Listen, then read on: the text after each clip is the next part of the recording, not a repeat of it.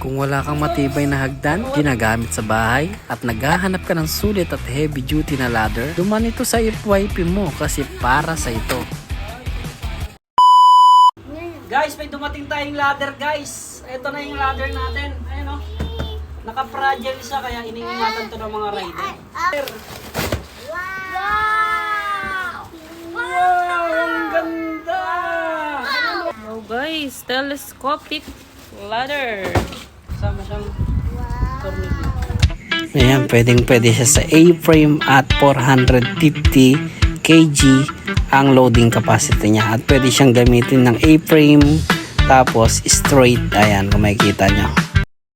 Kapag ikakabit nyo na yung pinakapaa niya, ito, so kailangan nyo tanggalin yung ito, pupukpukin nyo lang, natatanggal pala siya. Hindi naman po siya naka-tornilyo dahil nakasiksik lang siya. Matigas lang po siyang tanggalin, pukpukin nyo na lang para matanggal. At ito mga pala yung magsisilbing paa niya. At napaganda na itong telescopic natin na hagdan dahil gawa po siya sa aluminum alloy. Ayan, pili kayo dyan guys sa yellow basket natin.